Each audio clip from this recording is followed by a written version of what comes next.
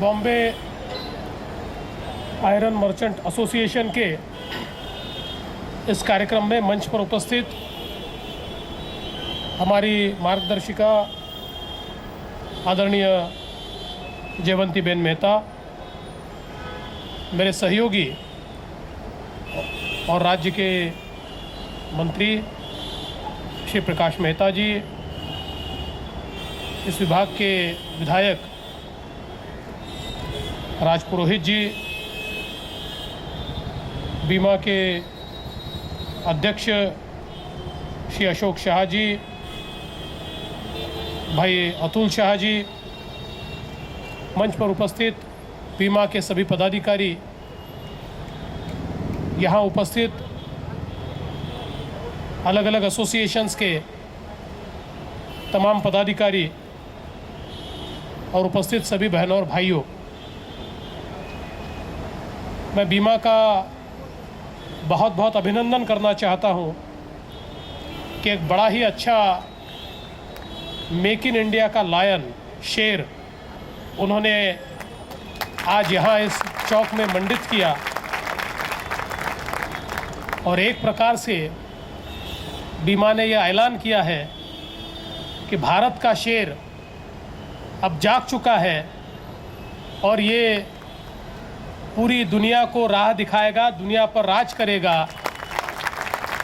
ऐसा एक शेर आज यह उद्घाटित करने का अवसर आपने मुझे दिया, इसलिए मैं आपका बहुत बहुत आभार व्यक्त करता हूँ।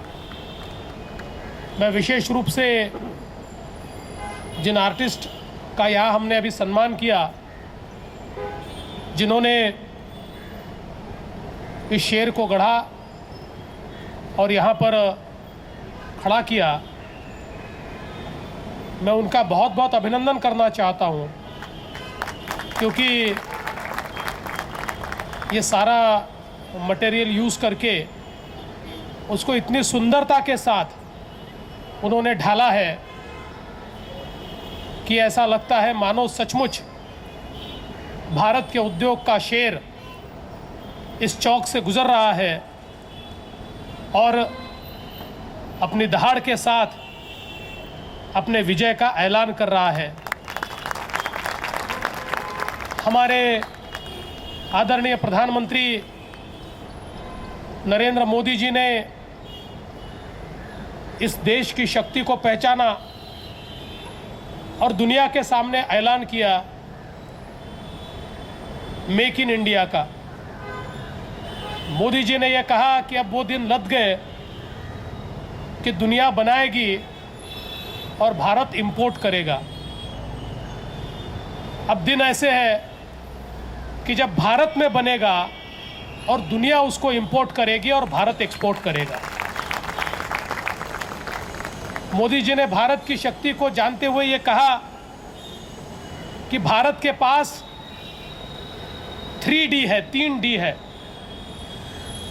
जिन 3D के आधार पर समूचे विश्व में भारत एक मैन्युफैक्चरिंग कंट्री के रूप में अपने आप को प्रस्थापित कर सकता है। और वो 3D क्या है? उन्होंने कहा डेमोग्राफी, डेमोक्रेसी और डिमांड।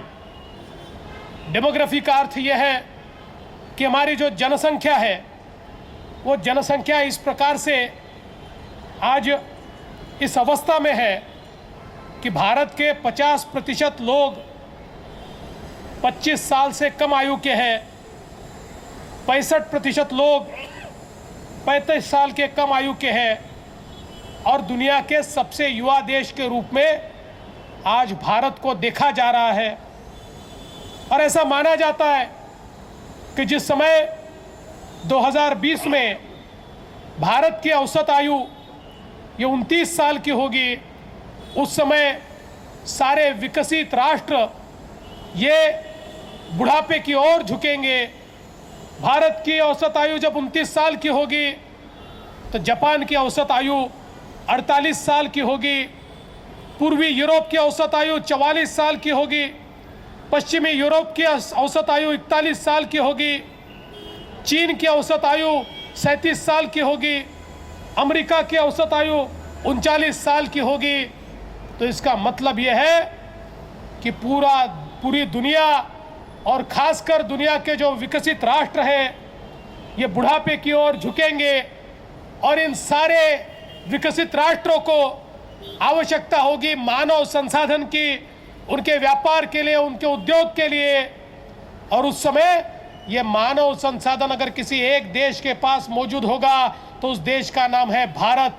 भारत के पास ये युवा शक्ति होगी, ये ताकत होगी और पूरी दुनिया को या तो भारत के भरोसे अपने देश में चीज़ें पैदा करनी होगी या फिर पूरे दुनिया के लिए चीज़ें पैदा करने का काम ये भारत करेगा।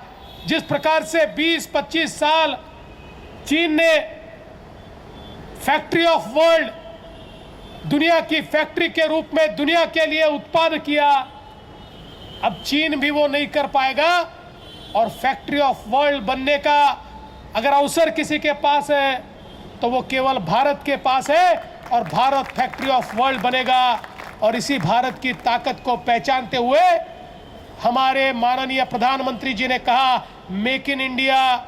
अगर दुनिया चाहती है कि उसके लिए चीज़ों का उत्पादन हो, वर्ल्ड का कंजम्पशन अगर पैदा करना हो तो भारत में वो पैदा होगा।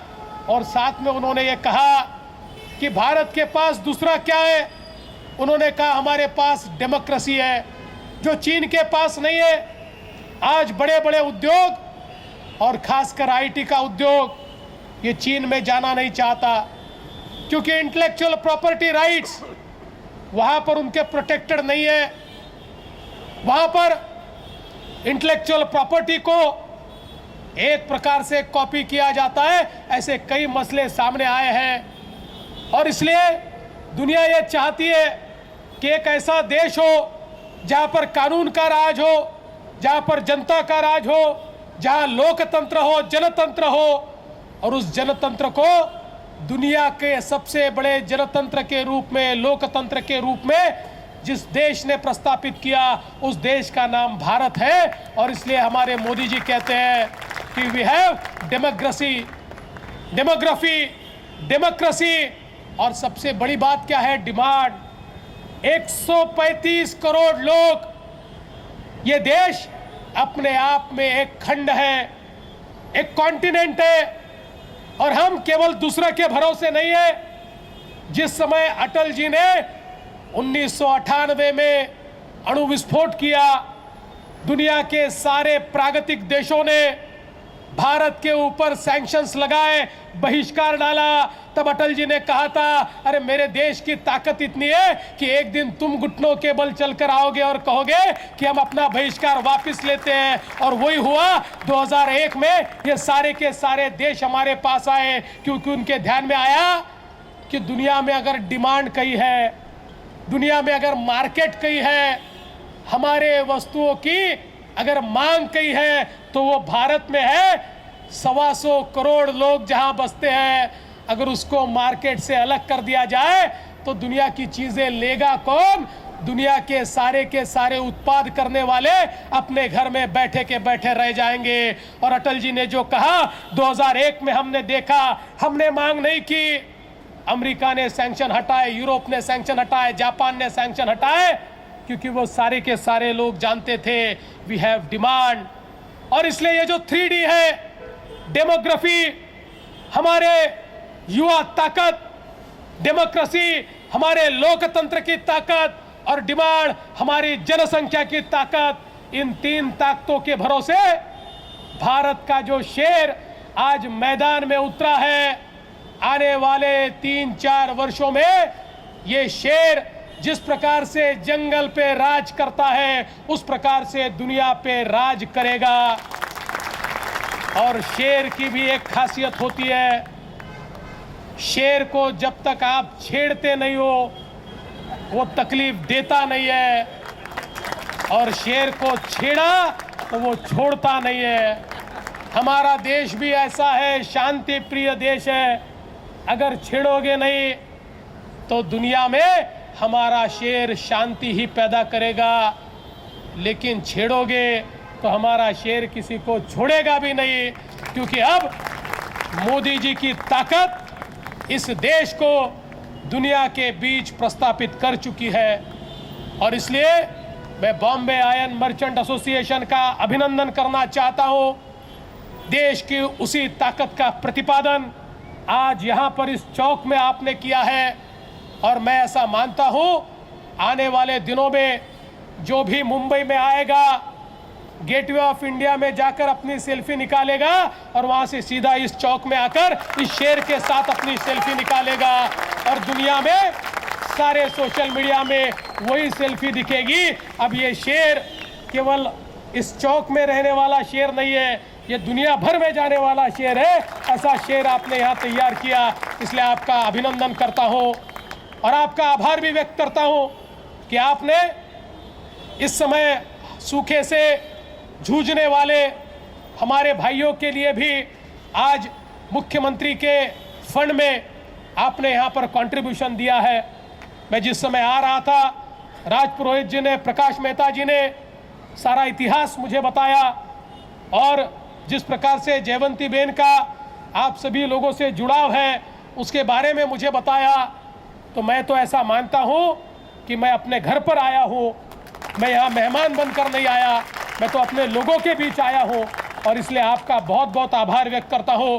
खासकर राज पुरोहित जी का आभार व्यक्त करता हूँ कि जिन्होंने मुझे ये कहा कि इस कार्यक्रम में मैंने आना चाहिए।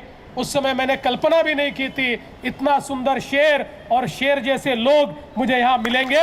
मैं आपका बहुत बहुत आभार व्यक्त करते हुए अपने शब्दों को विराम देता हूँ। जय हिंद, जय महाराष्ट्र।